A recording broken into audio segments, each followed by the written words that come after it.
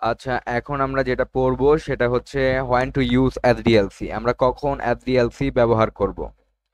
আচ্ছা, এসডিএলসি মূলত ব্যবহার করা হয় এস্টাবলিশড ফ্রেমওয়ার্কের জন্য, আর ডকুমেন্টেশন ইম্পর্টেন্সের জন্য, ম্যানেজমেন্ট কমফোর্টের জন্য, সাফিসিয়েন্ট রিসোর্স অ্যান্ড টাইমের জন্য, অ্যান্ড কমিউনিকেশন নিডের জন্য। তো এখন যদি আমরা একটা একটা করে ব্যাখ্যা করি, তো এসডিএলসি একটা কাঠামো তৈরি করে, মানে একটা মডেল তৈরি করে, যার মাধ্যমে আমরা এটাকে ইস্টাবলিশ করতে পারি।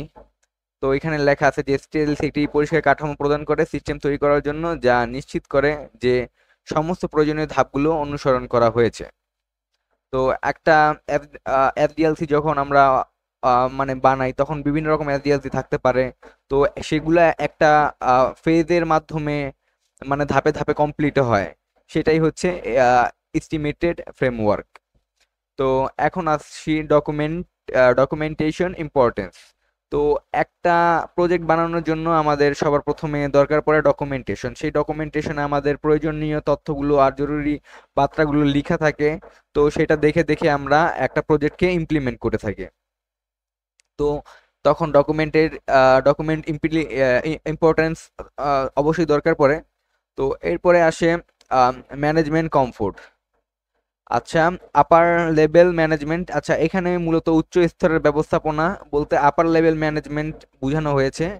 তো এটা ট্রান্সলেট করার কারণে এরকম অবস্থা। তো এখানে হচ্ছে মূলত আপার লেভেলে যারা ম্যানেজমেন্টে রয়েছে, তাদের কমফোর্টেবল জোন হইছে এসডিএলসি মূলত।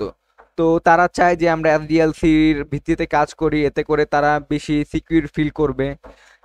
এটাই হচ্ছে মূলত ম্যানেজমেন্ট কমফোর্টের বিষয়। তো তাদের সিকিউরিটি ফিল করার জন্য, তাদের কমফোর্ট ফিল করার জন্য আমরা এই মডেল ব্যবহার করে থাকি। আর হ্যাঁ, সাফিসিয়েন্ট রিসোর্স অ্যান্ড টাইম।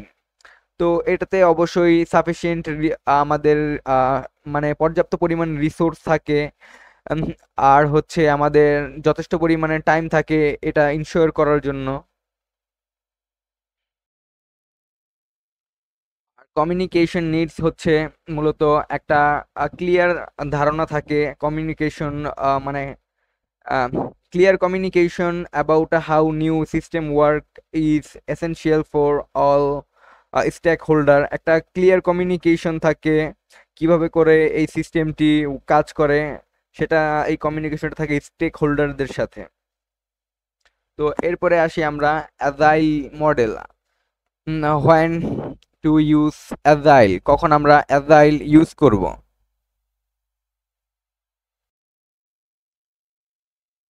তো এখানে আমরা অ্যাজাইল মডেল দিয়ে দেখতে পাই there is a project champion of agile methods in the organisation. তো অ্যাজাইল মডেল মূলত প্রকল্প চ্যাম্পিয়ন বলতে এখানে বোঝানো হয়েছে এর গ্রহণযোগ্যতা সব জায়গাতেই বেশি, আর এটা হচ্ছে সবচেয়ে আপডেট যেই প্রকল্পটা, সেটা হচ্ছে অ্যাজাইল। তো এখানে এটা সর্বস্তরে ইউজ করা হয় এবং বর্তমানে সকল কোম্পানিতেই এই অ্যাজাইল মডেলকে ফলো করা হয়। আর এটি মূলত আমরা বিভিন্ন মানে নিজস্ব ধাপে ধাপে আমরা এটাকে বারবার মডিফাই করতে পারি এবং এর থেকে ফিডব্যাক নিয়ে আমরা বারবার মডিফাই করি। আগেই আমরা অ্যাজাইল মডেলে এইসব নিয়ে আলোচনা করেছি, যার কারণে এর গ্রহণযোগ্যতা বেশি। তো এখানে হচ্ছে application needs to B developed quickly in response to A dynamic environment. তো যখন আপনাকে দ্রুত অ্যাপ্লিকেশন তৈরি করতে হয় এবং পরিস্থিতিতে কারণ পরিস্থিতি দ্রুত পরিবর্তন হচ্ছে, কারণ এটা যদি আমি বলি, কারণ আমাদের খুব দ্রুত আমাদের টেকনোলজি আপডেট হচ্ছে। যার কারণে এটা হচ্ছে খুব ফাস্ট হয়, মানে এই মডেলটা খুব কুইকলি আপগ্রেডের মধ্যে থাকে। মানে প্রত্যেকটি ধাপে ধাপে, প্রত্যেকটি স্টেজে আমরা বা প্রত্যেকটি ফেজে বলি, আমরা একে আপডেট করার সুবিধা পাই। যার কারণে এটা খুব দ্রুত পরিবর্তনশীল। এরপরে আসি the customer is satisfied with incremental improvement. গ্রাহক ধাপে ধাপে উন্নতির জন্য সন্তুষ্ট। এখানে ধাপে ধাপে উন্নতির জন্য সন্তুষ্ট বলতে তো আমি একটু আগেও বললাম যে এখানে প্রত্যেকটি ধাপে আপডেট করা সম্ভব। কিন্তু আমরা যদি ওয়াটারফল মডেলের দিকে তাকাই তখন দেখা যায় যে সবার শেষের ফেজে এসে আমরা তখন আপডেট করতে পারি, কিন্তু ধাপে ধাপে আমরা সেই কাজটা করতে পারি না। সেটা হচ্ছে সীমাবদ্ধতা ওয়াটারফল মডেলের। কিন্তু আমরা এই মডেলের ক্ষেত্রে এই জিনিসটার সুবিধা পাই। এরপরে আসে executive and analysis agree with the principal of agile methodologies. তো নির্বাহীরা এবং বিশ্লেষকরা অ্যাজাইল পদ্ধতির নীতির প্রতি একমত। কারণ একমত হওয়াই স্বাভাবিক, কারণ এই অ্যাজাইল মডেল তাদেরকে সুবিধা প্রদান করে থাকে যা অন্যান্য মডেল পারে না। এরপরে আসি object when to use object oriented. এখন আমরা OOSAD কখন ইউজ করব সেটা পড়ব।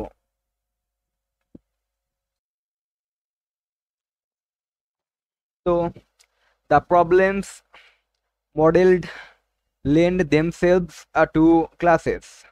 তো এখানে মূলত ক্লাসেস ব্যবহার করার সুবিধা রয়েছে, আর এটা an organization support the UML learning, এতে UML শেখার সুবিধা রয়েছে। তো আবার 3 নাম্বার পয়েন্ট যদি দেখি আমরা, system can be added gradually on one subsystem at a time. সিস্টেমগুলো ধাপে ধাপে একসাথে সাবসিস্টেমে যোগ করা হয়। এইটা বলতে আমি যদি বলি সিস্টেমগুলো ধাপে ধাপে একটি সাবসিস্টেম যোগ করা হয়, এইটা যদি আমি এক্সপ্লেন করতে যাই, মনে করি আমাদের কয়েকটা অবজেক্ট রয়েছে, অবজেক্টের আন্ডারে কিছু ক্লাস রয়েছে।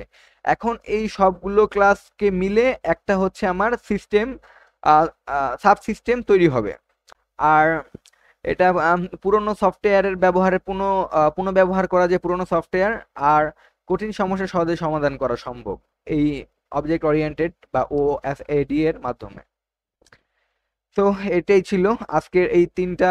ধরতে গেলে এটা আমরা কখন ব্যবহার করব, অথবা আমাদের পরীক্ষা আসতে পারে যে আমাদের তিনটার মধ্যে কম্পারিজন করো, তখন আমরা এইভাবে দিব। আর যদি আমাদের যদি আমরা তখনই চিত্র লিখবো যখন আমাদের একটাকে এক্সপ্লেন করতে বলে, যে কোনো একটাকে এক্সপ্লেন যদি করতে বলে তখন আমরা এর চিত্র সহ ড্র করব, আদারওয়াইজ কম্পারিজন করলে আমাদের চিত্র দেওয়ার প্রয়োজন পড়বে না।